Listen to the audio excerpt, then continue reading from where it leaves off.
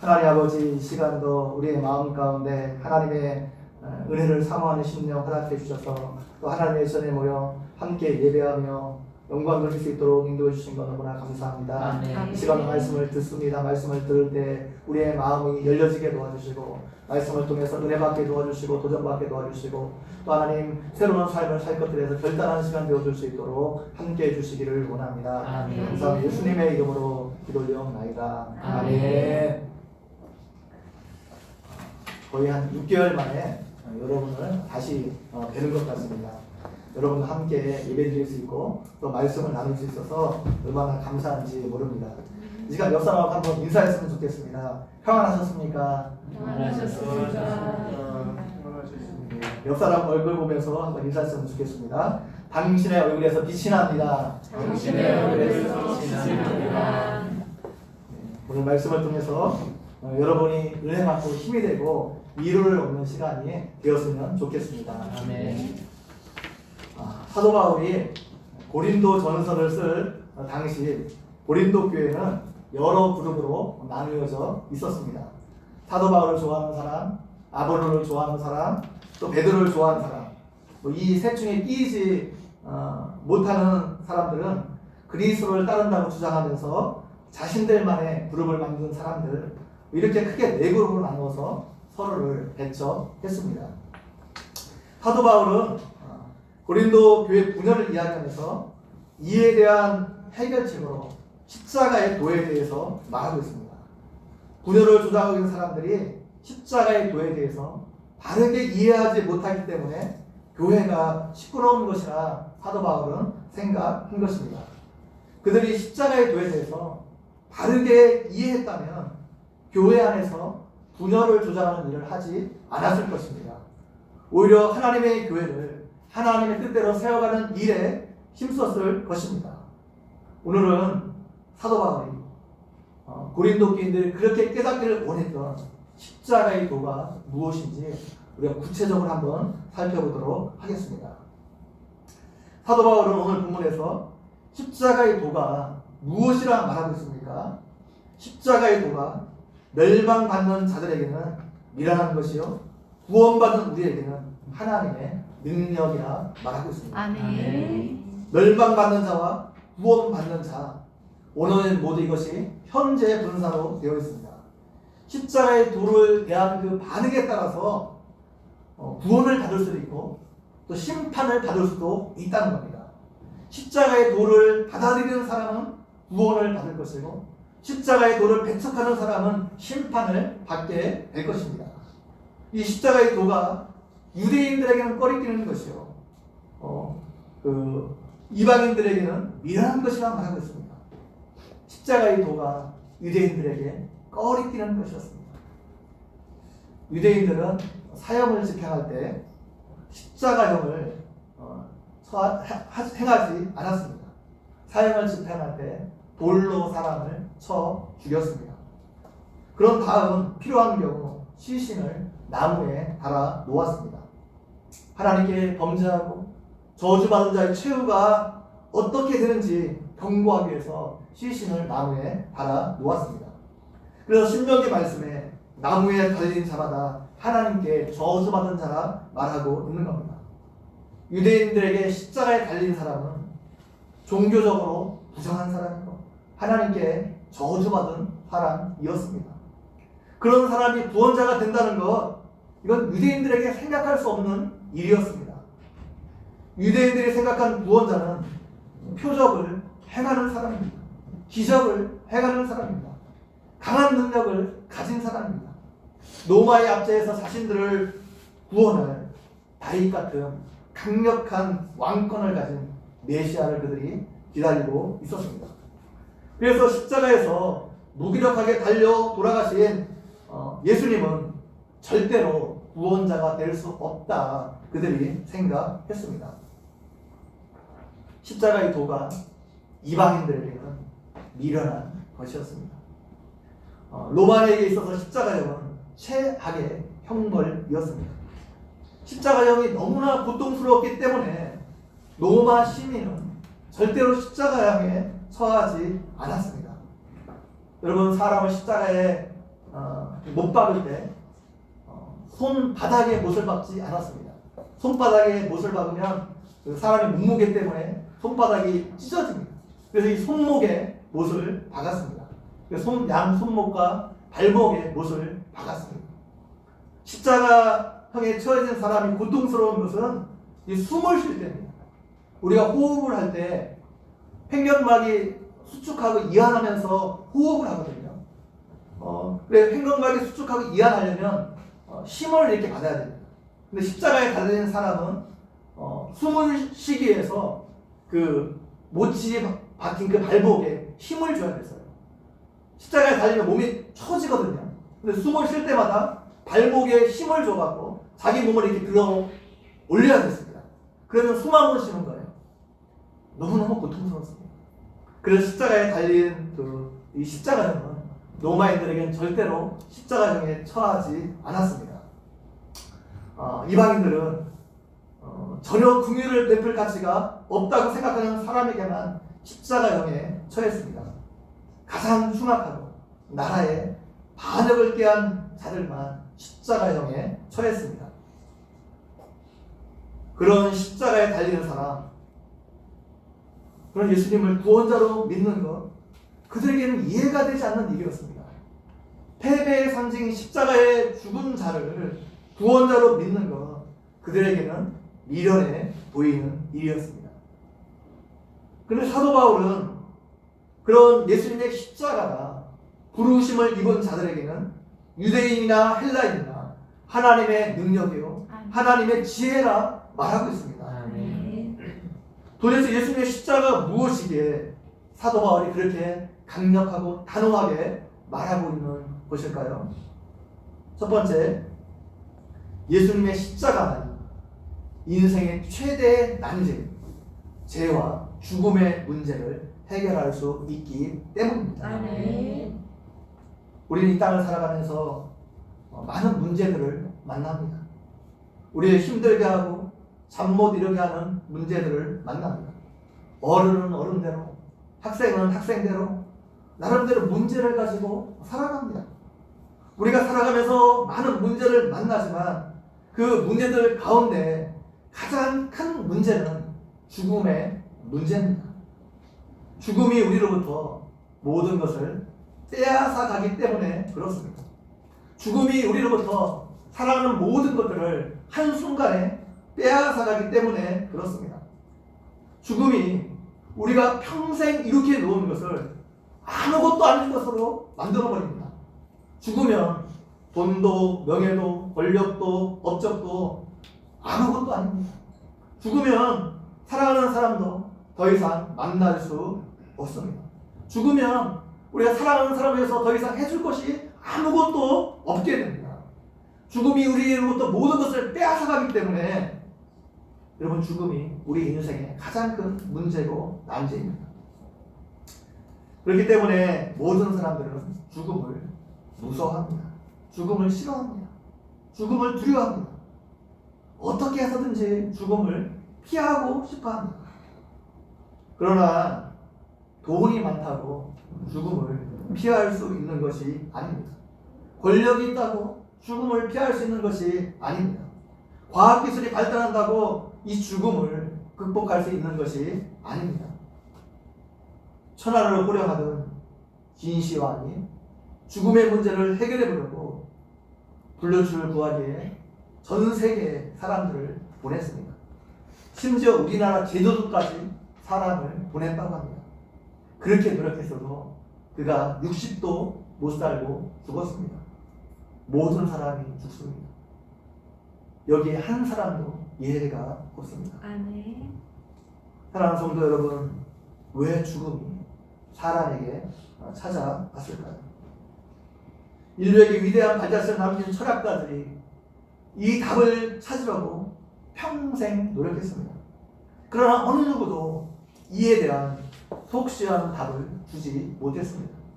과학이 이것에 대한, 죽음에 대한 답을 주려고 애쓰고 있습니다. 그러나 과학도 명확한 답을 주지 못하고 있습니다. 세상 어느 곳에서도 죽음에 대한 이유를 말해주는 것이 없습니다. 오직 성경만 그거에 대한 답을 주고 있습니다. 아멘. 성경은 사람에게 죽음이 찾아온 것이 죄 때문이라 말해주고 있습니다. 아멘. 사람이 죄를 범하기 전에는 죽음이 없었는데 죄를 범한 이후에 죄의 대가로 죽음이 찾아온 것입니다. 아멘. 여러분, 그렇다면 이 죄가 무엇입니까? 하나님에 대한 불신앙과 불순종, 이것이 죄입니다. 죄는 여러분이 잘 아는 것처럼 원죄와 자본죄로 나눌 수 있습니다. 원죄는 인류의 조상 아담과 하와가 최초로 범한 죄를 말합니다. 하나님께서 아담과 하와를 만드시고 그들을 위해 에덴 동산을 허락해 주셨습니다.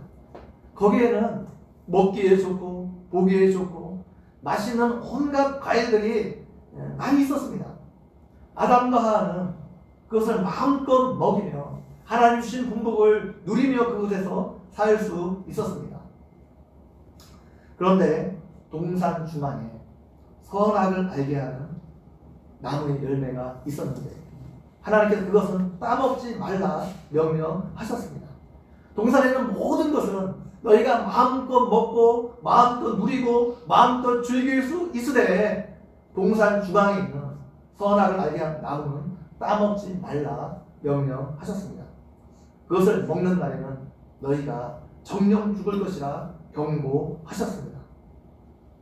하나님께서 왜 선악을 알게 하는 나무를 동산 주방에 두셨을까요? 이것 때문에 참 골치 아픈 일이 생기기 시작했습니다. 왜 선악을 알게 하는 나무를 동산 중앙에 두셨을까요?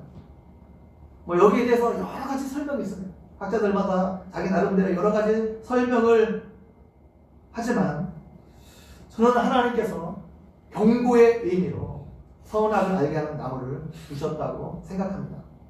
하나님은 선악을 알게 하는 나무를 통해서 사람은 창조주 가지고 피조물임을 기억하기를 원하셨습니다. 사람에게 피조물로서 있어야 할 자리가 있는데 그 자리를 벗어나면 위험하다는 겁니다. 그것을 기억하게 하기 위해서 선악을 알게 하는 나무를 두신 것입니다. 이렇게 공사 현장에 가보면 우리가 흔히 위험합니다. 들어가지 마십시오. 이런 경고 표지판 여러분이 본 적이 있을 겁니다. 선악을 알게 하는 나무는 일종의 경고 표지판입니다. 사람이 하나님을 떠나면 죽는다는 것을 보여주는 경고 표지판입니다. 사람이 하나님께로부터 공급받지 않으면 살 수 없다는 것을 보여주는 경고 표지판입니다. 사람은 하나님 안에 있을 때 가장 안전하고 가장 행복한 삶을 살 수 있습니다. 아멘. 사람은 스스로 자주하는 존재가 아니고 끊임없이 하나님께로부터 공급받아야 살 수 있는 존재입니다. 아멘. 사람은 하나님만 의지하고 하나님만 섬길 때 가장 안전하고 가장 자유로운 삶을 살 수 있습니다. 아멘. 물고기는 물에 있을 때 가장 안전합니다. 물이 부자연스럽다고 물을 떠나면 물고기는 죽습니다. 나무는 땅에 뿌리를 닫고 있어야 됩니다. 나무가 땅에서 뿌리를 뽑히면 죽을 수밖에 없습니다. 기차는 내일 위에 있을 때 가장 자유롭습니다. 내일을 떠난다고 해서 자유로워지는 것이 아니에요. 내일을 떠나면 어떻게 해요? 아예 움직일 수 없습니다. 사람은 하나님을 떠나면 죽습니다. 이것을 보여주는 것이 선악을 알게 하는 나무입니다. 아멘. 그런데 아담과 하와가 하나님의 명령을 어기고 이것을 따먹었습니다. 이로 인해서 하나님의 심판으로 죽음이 찾아온 것입니다. 아멘. 사람들 중에는 선악과 하나 따먹은 것이 무엇이 그렇게 큰 죄라고 그거 죽게 하시느냐, 너무 과한 것 하시느냐, 너무 하나님 강한 것 아니냐 반문하는 사람들이 있습니다. 여러분은 어떻게 생각하십니까? 아담과 하와가 선악 하나 따먹은 것 가지고 죽음을 선고하는 것 너무하다고 생각합니까? 아니면 합당하다고 생각합니까? 이것에 대한 답을 얻기 위해서 아담과 하와가 선악과를 따먹은 이유에 대해서 우리가 먼저 살펴보아야 합니다. 아담과 하와가 선악과를 왜 따먹었습니까? 하나님처럼 되고 싶어서 그 선악과를 따먹은 것입니다. 왕이신 하나님을 거부하고 스스로 왕이 되려고 그것을 따먹은 것입니다. 여러분, 아담과 하와가 선악과를 따먹은 것은 단순한 전도죄가 아닙니다. 그것은 하나님에 대한 반역죄입니다. 이것이 원죄의 성격입니다. 반역죄가 무엇입니까? 왕을 왕으로 인정하지 않고 왕의 명령인 그 어명을 거역하는 것입니다. 그리고 스스로 왕이 되려고 하는 것이 반역죄입니다. 어느 시대든지 어느 국가든지 반역죄는 그 나라의 최고형으로 다스렸습니다. 어떤 경우에는 산족을 멸하는 경우도 있었습니다. 아담과 하와가 범한 죄는 만왕의 왕이신 하나님께 대한 반역죄입니다. 아멘. 이 우주에서 가장 무서운 죄입니다. 하나님에 대한 반역죄보다 무서운 죄가 없습니다. 예수님께서 우리 죄를 위해서 십자가에 달려 죽으신 이유도 여기에 있습니다. 십자가는 아무 죄인이나 달리는 형틀이 아닙니다. 국가적인 반역을 행하는 사람들만 달리는 형틀입니다. 예수님께서 우리의 반역죄를 해결해 주기 위해서 십자가에 달려 죽으신 것입니다. 아멘. 하나님께서는 아담과 하와가 그것을 따먹는 날에, 선악과를 따먹는 날에는 정령 죽을 것이라 말씀하셨습니다. 아멘. 그것은 하나님께 대한 반역죄이기 때문에 반드시 죽어 마땅한 죄입니다. 그런데 아담과 하와가 선악과를 따먹고 바로 죽었습니까? 바로 죽지 않았습니다. 육체적으로는 바로 죽지 않았습니다. 하나님께서 죽을 것이라 말씀하셨는데 바로 죽지 않은 이유가 무엇입니까? 이것을 이해하기 위해서는 우리가 죽음이 무엇인지도 살펴보아야 됩니다. 죽음에는 두 가지 종류의 죽음이 있습니다. 하나는 영적인 죽음이고 하나는 육체적인 죽음입니다. 죽음은 우리 존재가 사라져 없어지는 것이 아닙니다. 죽음은 분리. 영적인 죽음은 영원하신 하나님과 우리가 분리되는 것이고, 육체적인 죽음은 우리의 영혼과 육체가 분리되는 것입니다. 육체는 흙에서 왔기 때문에 흙으로 돌아가는 것이고, 영혼은 하나님께서 왔기 때문에 하나님께로 돌아가는 것, 이것이 육체적인 죽음입니다. 그래서 어떤 분이 죽었을 때 우리가 돌아가셨다고 말하잖아요. 그래, 돌아가셨다고 합니다. 육체는 흙으로 돌아가는 거고, 우리 영혼은 하나님께로 돌아가는 거예요. 영혼과 육체가 분리되는 것, 이것이 육체적인 죽음입니다. 그래서 어떤 분이 선악을 알게 하는 그 나무 열매를 따먹는 순간 아담과 하와는 육체적으로 죽지 않았지만 영적으로 이미 죽은 겁니다. 하나님과 분리가 일어났기 때문입니다. 나무를 땅에서 뽑아놓으면 당장은 살아있는 것처럼 보이지만 실상은 살아있는 것이 아닙니다. 땅으로부터 영양분을 공급받지 못하기 때문에 얼마 있지 않으면 말라 비틀어져 죽을 것입니다. 하나님을 떠난 사람도 마찬가지입니다. 하나님을 떠난 사람, 영적으로 죽은 사람은 살아있는 것처럼 보이지만 여러분, 살아있는 것이 아닙니다. 아담과 하와에게 육체적인 죽음이 찾아온 것도 바로 이 영적인 죽음 때문입니다. 아멘. 사도 바울은 에베소 교인들에게 허물과 죄로 죽었던 너희를 살리셨도다 말하고 있습니다. 아멘. 에베소 교인들이 죽은 적이 없는데 죽었었다 말합니다. 여기서 말하는 죽음이 영적인 죽음을 말하는 것입니다. 하나님과 분리된 것입니다. 이 영적인 죽음 때문에 육체적인 죽음이 우리에게 찾아온 겁니다. 사랑하는 성도 여러분, 빛이 물러가면 자연스럽게 어둠이 찾아옵니다. 어둠이 찾아오면 어둠을 좋아하는 온갖 동물들이 거기에 기생하게 됩니다. 마찬가지로 사람이 범죄함으로 빛 대신 하나님이 떠나자 거기에 온갖 악들이 기생하게 되었습니다. 전쟁, 질병, 미움, 다툼, 증오 이런 것들이 찾아온 겁니다. 하나님 주신 게 아니에요. 빛 대신 하나님이 떠나버리자 그 자리에 어둠이 찾아오고 이런 악한 것들이 거하게 된 것입니다. 이 아담의 원죄가 아담만 가지고 있으면 좋았을 텐데 아담 이후에 태어난 모든 자손에게 이 원죄가 전달이 되었습니다. 아담은 죄인이 아니었는데 죄를 범함으로 죄인이 되었습니다. 원래 죄인이 아니에요. 죄를 지었기 때문에 죄인이 되었어요. 그런데 아담의 후손들은 죄의 본성을 가지고 태어나면서부터 죄인으로 태어납니다. 본성이 죄인이에요. 돼지는 돼지의 본성이 있기 때문에 돼지로 살아가는 겁니다. 사람은 죄인이기 때문에 죄를 지으면서 살아갈 수밖에 없습니다. 여러분이 죄를 짓지 말아야지, 여러분 우리가 결심한다고 죄를 짓지 않을 수 있습니까? 그렇지 않아요. 우리의 본성이 죄인이기 때문에 태어나면서부터 악하게 태어나기 때문에 우리가 이 땅에 살아가면서 죄를 지을 수밖에 없습니다.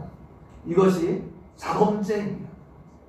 배나무에서 배가 열릴 수밖에 없는 것처럼 사람은 죄인이기 때문에 어쩔 수 없이 죄를 지으면서 이 땅을 살아갈 수밖에 없습니다.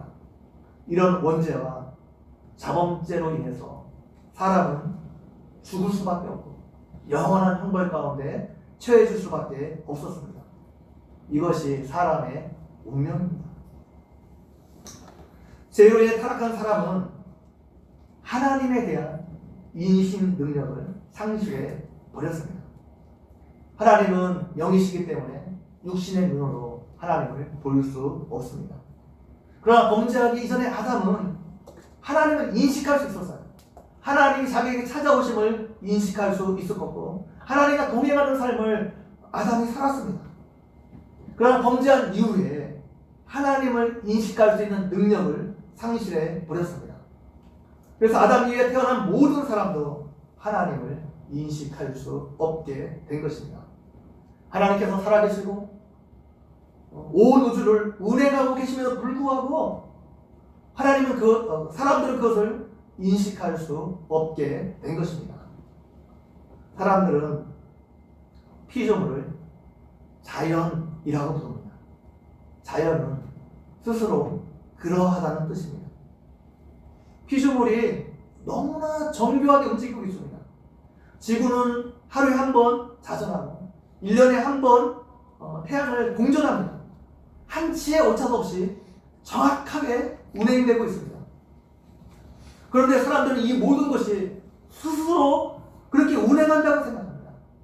그래서 자연이라고 부르는 것입니다.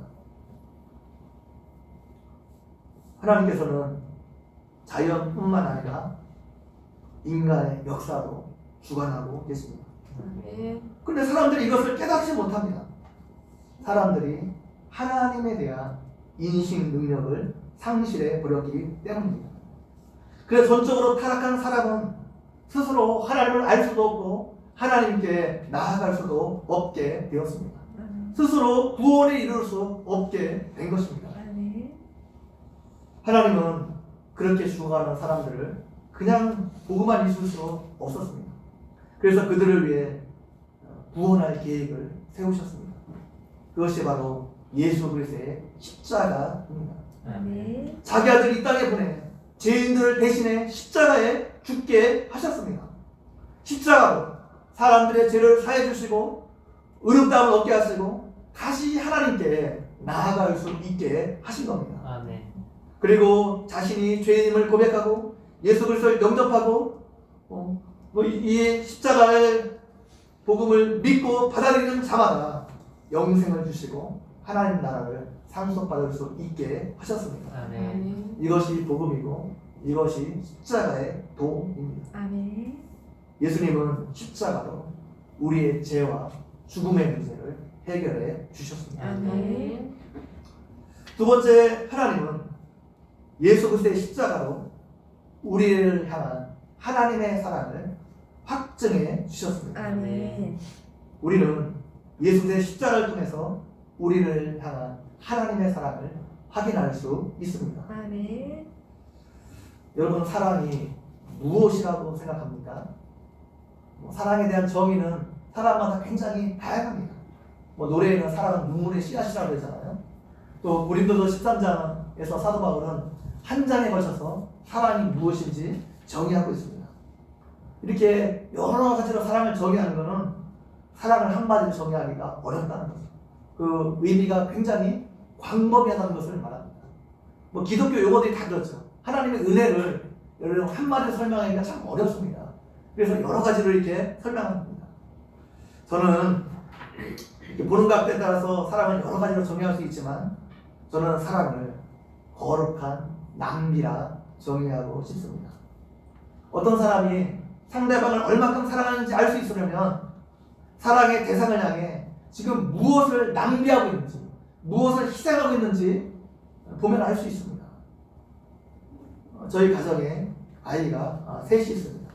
첫째가 아들이고, 둘째가 딸, 셋째가 아들입니다. 이제 셋째 아들이 초등학교 6학년에 올라가는데 생각보다 굉장히 많이 먹습니다. 저만큼 먹습니다. 많이 먹는 것이 참 우려가 되지만 그래도 잘 먹는 것을 보면 굉장히 마음이 흐뭇합니다. 제가 이제 제 아들 데리고 식당에 가서 고기를 사주는데 2인분을 먹고 이제 배가 고프다고 더 사달라고 합니다. 그럼 제가 기꺼이 사줄 겁니다. 돈이 하나도 아깝지 않을 겁니다.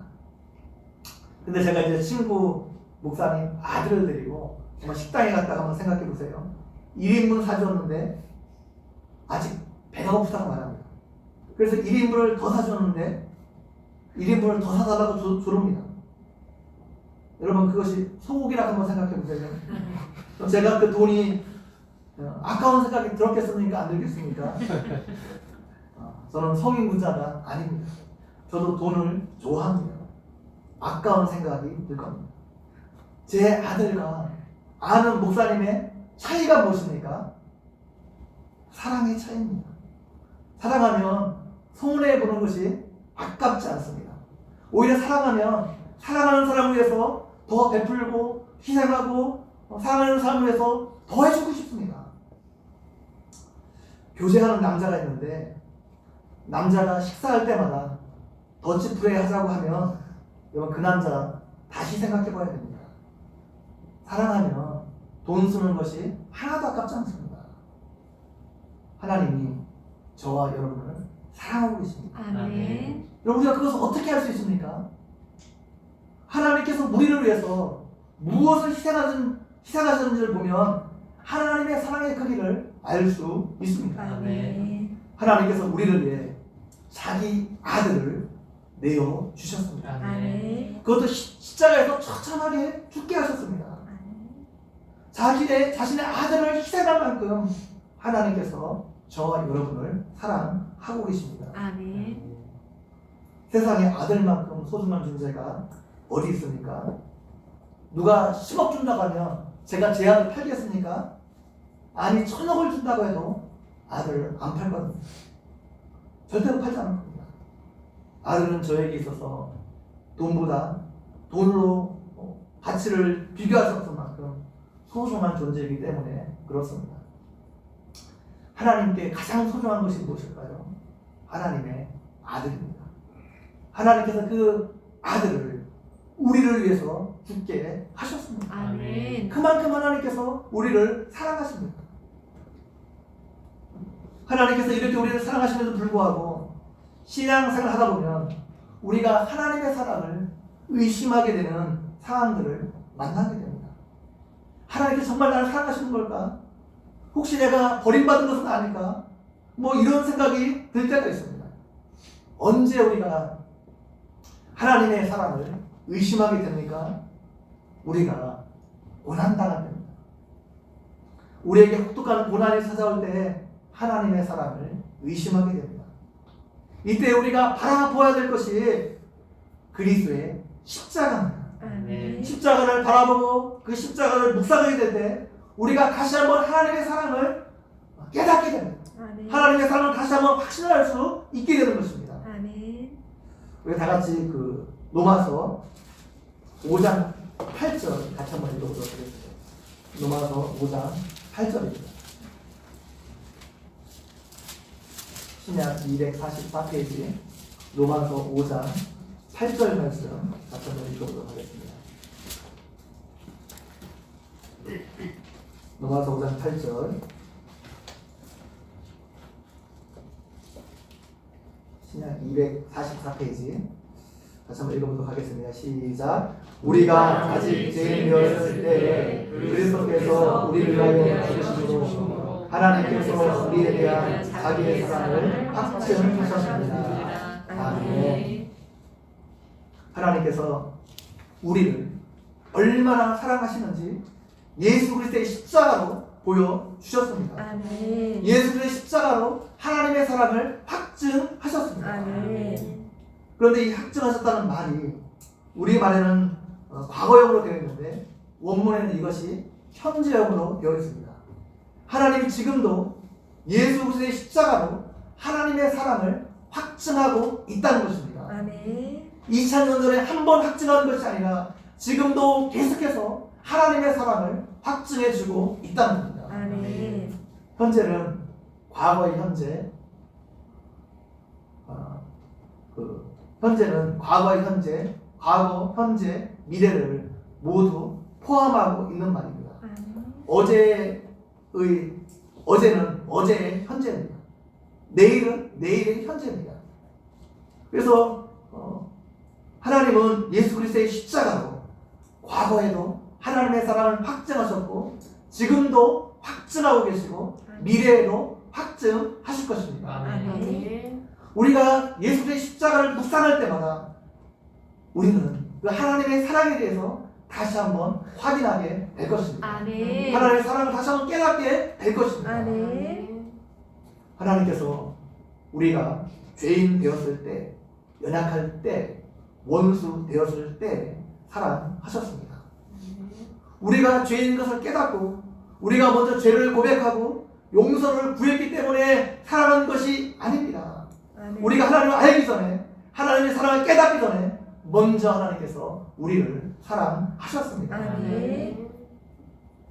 사람이 어릴 때에는 부모가 큰 사랑을 베풀어 주어도 그 사랑을 알지 못합니다.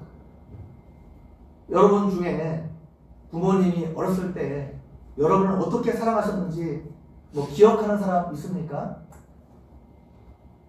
여자가 임신하게 되면 제대로 먹지 못합니다. 입덧을 하게 되면 냄새도 맡기 힘이 듭니다. 아이가 태어날 때의 고통은 제가 안 다녀봐서 모르는데 엄청 아프다고 합니다. 아이가 태어나면 어떻게 해요? 잠을 제대로 잘 수 없습니다. 부모가 자녀를 사랑하기 때문에 이런 어마어마한 희생을 치르고 아이를 키웁니다. 그런데 아이들이 그 부모의 사랑을 알아줍니까? 알고 있습니까? 어렸을 때 어떻게 큰 사랑으로 자기를 사랑했는지 알고 있습니까? 아니에요. 오히려 부모가 아이를 조금 혼내면 부모의 사랑을 의심합니다. 자신은 죽어갔다고 생각합니다. 그러다가 나이 들고 철이 들면서 부모의 사랑을 알아가기 시작합니다. 우리의 신앙이 성숙해졌다는 증거가 무엇입니까? 하나님의 사랑을 깨달아 아는 것입니다. 아멘. 그리고 그 사랑에 붙들려 사는 겁니다. 아멘. 그 사랑에 붙들려 사는 사람은 어떤 고난에도 흔들리지 않을 수 있습니다. 하나님은 지금도 예수님의 십자가로 계속해서 하나님의 사랑을 확증하고 계십니다. 아멘.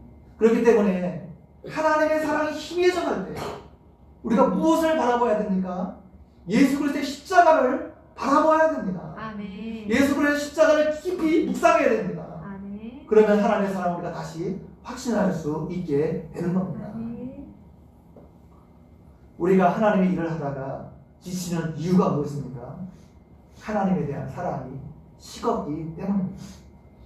여러분, 사랑으로 하면 힘들지 않습니다. 여러분 한번 연애할 때 한번 생각해 보세요. 사랑하는 사람을 위해서 무엇인가 하는 것이 하나도 힘들지 않습니다. 야곱이 라헬을 사랑했습니다. 7년을 수일같이 여겼어요. 라헬을 위해 7년을 수고하는 것이 하나도 힘들지 않았습니다. 사랑하면 사랑하는 사람을 위해서 무엇인가 더 해주고 싶습니다.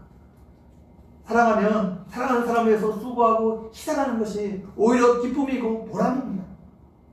하나님을 사랑하면 하나님을 위해 헌신하고 수고하는 것이 하나도 힘이 들지 않습니다.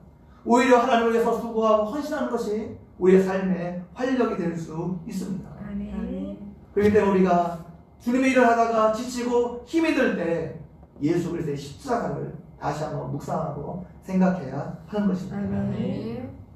세 번째, 예수님의 십자가는 우리로 십자가를 지게 함으로 능력 있는 삶을 살게 만듭니다. 아멘. 예수님 당시 십자가형을 선고받은 죄수는 자신이 져야 될 십자가를 지고 서양장까지 가야 했습니다. 그 재판장에서 사형장인 골고나 운전까지 약 800m 정도가 된다고 합니다. 이 길을 라틴어로 비아 돌로사라고 부릅니다. 슬픔의 길이라는 뜻입니다.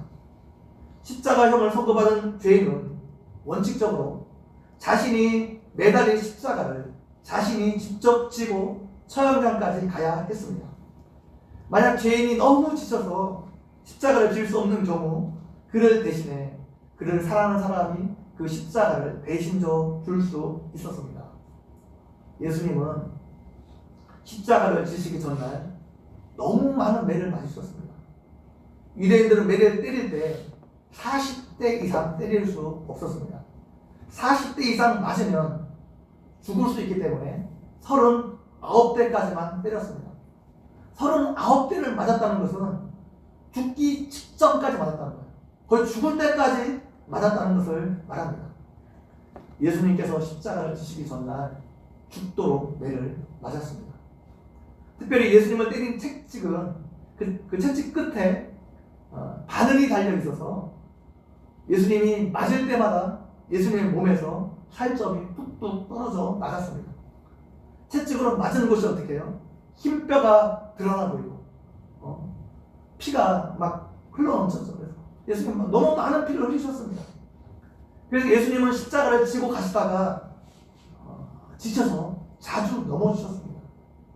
마지막 넘어지셨을 때 어깨뼈가 탈골되었다고 합니다. 그래서 더 이상 십자가를 지고 갈 수 없는 상황이 되었습니다. 그런데 예수님을 위해서 아무도 십자가를 대신 지려고 하지 않았습니다. 예수님이 십자가를 지고 가실 때 수많은 군중이 그것을 바라보았습니다. 그 수많은 군중 중에는 3년 동안 예수님을 따라다니며 함께 먹고 함께 배우고 함께 가르침을 받은 제자들이 있었습니다. 그 수많은 군중들 중에는 예수님께 불치병에서 고침받은 사람도 있었을 겁니다. 그 수많은 군중들 중에는 오병이의 기적을 체험한 사람들도 있었을 것입니다. 그런데 그들 중에 아무도 예수님을 대신해 십자가를 지어야 하는 사람이 없었습니다. 사람들은 예수님으로 인해 무엇인가 얻는 것이 있을 때 적극적으로 예수님을 찾아왔습니다.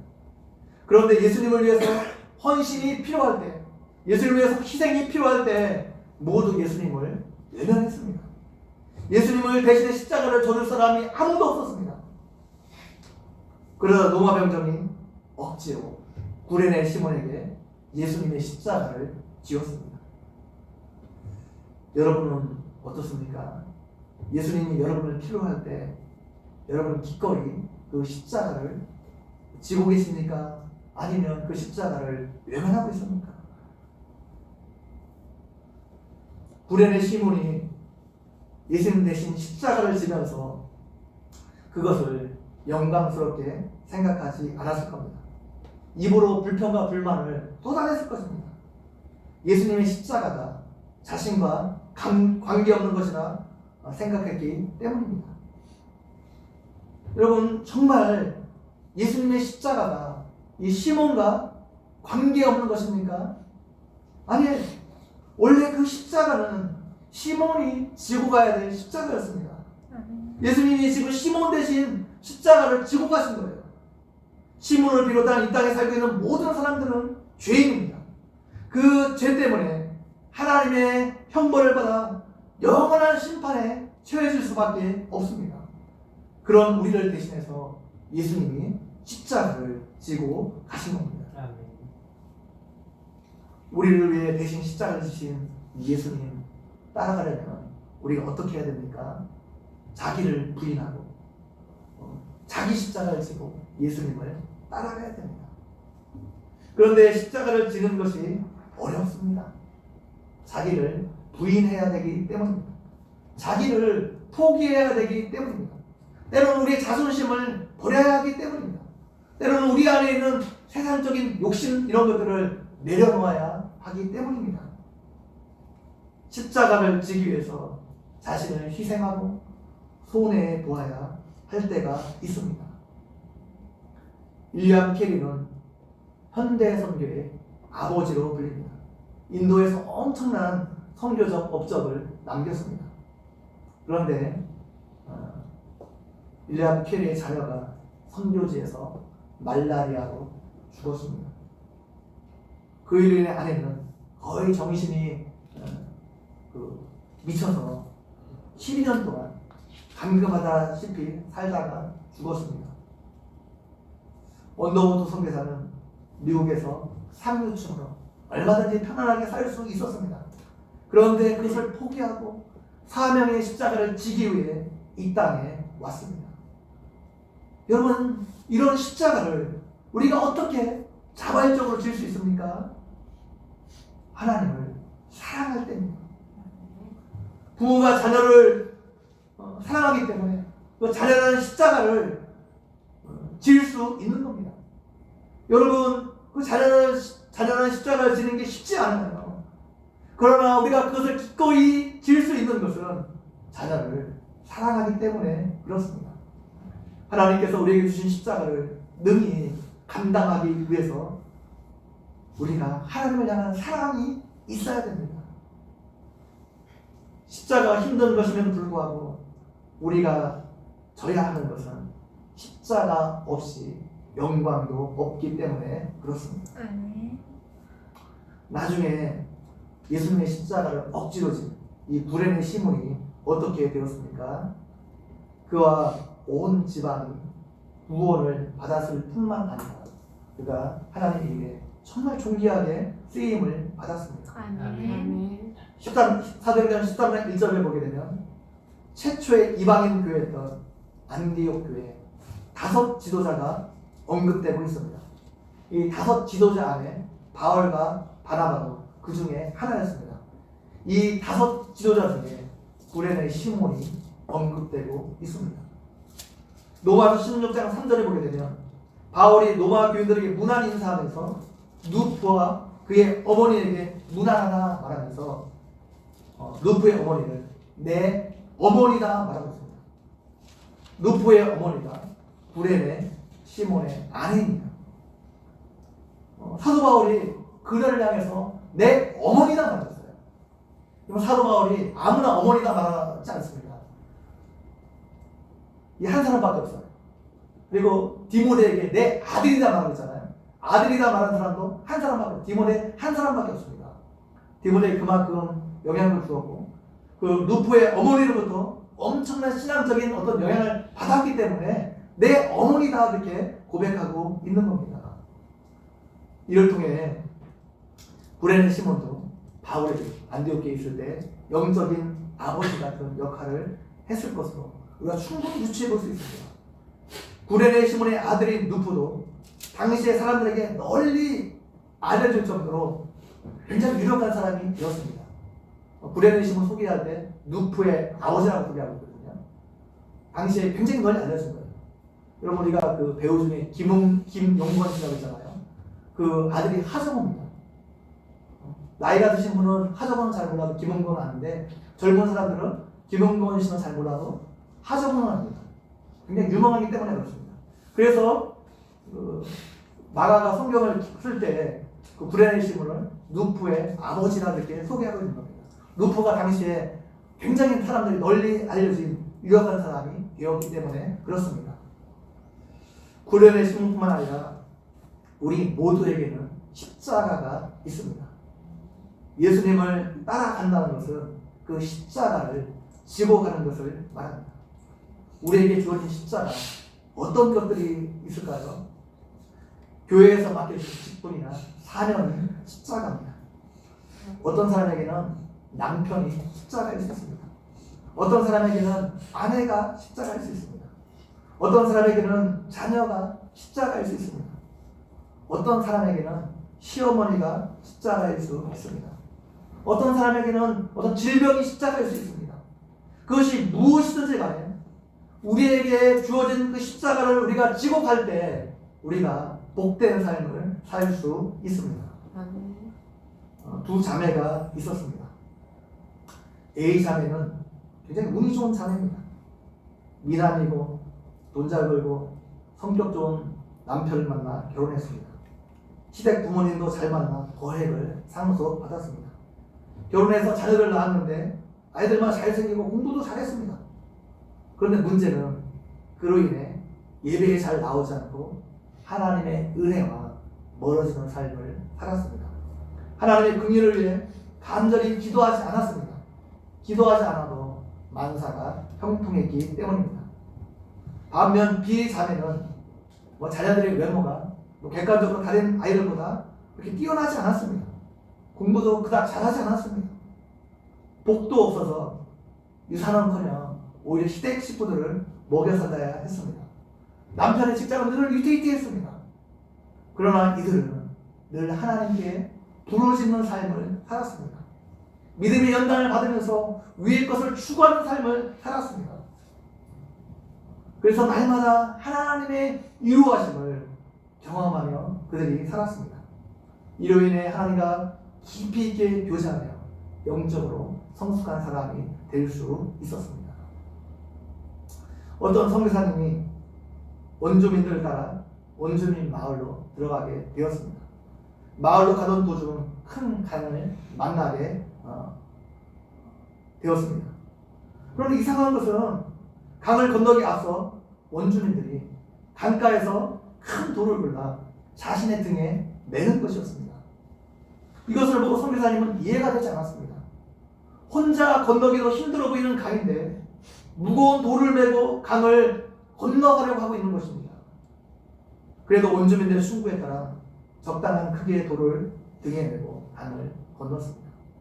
선교사님은 강 중간에 가서야 돌을 등에 맨 이유를 알았습니다. 강의 물살이 너무 세기 때문에 돌을 등에 매지 않으면 물살에 떠내려갈 수 있었습니다. 그래서 돌을 등에 매는 것이었습니다. 돌의 무게 때문에 발을 지탱할 수 있었고 그래서 무사히 강을 건널 수 있었던 것입니다. 때로는 교회의 직분이 무겁게 느껴질 수 있습니다. 우리에게 주어진 인생의 십자가가 무겁게 느껴질 수 있습니다. 그러나 그 십자가가 우리를 지켜줄 수 있다는 것을 명심하기 바랍니다. 아멘. 십자가가 힘든 것이지만 십자가 뒤에 반드시 영광이 있습니다. 아멘. 그래서 우리는 십자가를 지는 삶을 살아야 합니다. 구레네 시몬은 억지로 십자가를 지었습니다. 그래서 하나님께로부터 복을 받았어요. 하나님 우리가 자발적으로 십자가를 지기 원하십니다. 어떻게 이것이 가능합니까? 우리가 예수 그리스도의 십자가를 깊이 묵상할 때입니다. 십자가에서 보여주시는 하나님의 사랑에 우리가 붙들려 살 때입니다. 고린도 교회가 시끄러웠던 이유는 그들이 그리스도의 십자가의 도에 무지했기 때문입니다. 십자가의 도에 보여주신 하나님의 사랑에 대해서 무지했기 때문입니다. 서로에 대해서 사랑하려고만 했지 아무도 십자가를 지려고 하지 않았기 때문에 교회가 시끄러웠던 거예요. 오늘 예배에 참석한 여러분 모두는 십자가를 통해 부어진 하나님의 사랑에 붙들려 사시기 바랍니다. 아멘. 그리고 여러분에게 맡겨진 십자가를 지고 예수님을 묵묵히 따라가는 삶을 사시기 바랍니다. 아멘. 그것을 통해 하나님의 교회와 여러분의 삶이 아름답게 세워지는 은혜가 있기를 주님의 이름으로 간절히 축원드립니다. 아멘. 다시 한번 기도드리겠습니다. 하나님 아버지, 오늘도 말씀을 통해서 우리에게 은혜 베풀어 주신 것 너무나 감사합니다. 하나님, 우리가 하나님께 범죄하고 죽을 수밖에 없는 죄인인데 우리를 대신한 십자가에 예수님을 죽게 하셨습니다. 하나님, 우리가 이 예수 그리스도를 믿고 영접하고 구원 얻게 하시니 감사합니다. 십자가를 통해서 하나님의 사랑을 우리에게 보여주시니 감사합니다. 하나님 아버지, 하나님께서 너무나 우리를 사랑하시는데 우리도 우리를 사랑하시는 그 하나님을 위해 기꺼이 우리의 남은 생애를 드리는 은혜가 있을 수 있도록 도와주시기를 원합니다. 아멘. 하나님께서 우리에게 맡긴 십자가를 주님을 사랑함으로 묵묵히 감사함으로 지고 갈 수 있는 우리 모두가 되어줄 수 있도록 함께 해주시기 원합니다. 그래서 그를 통해서 정말로 하나님께 영광 돌리게 도와주시고 하나님께로부터 말할 수 없는 복들을 체험하며 누리며 간증하며 살아가는 인생이 될 수 있도록 함께 해주시기를 원합니다. 아멘. 감사합니다. 예수님의 이름으로 기도 올려옵나이다. 아멘.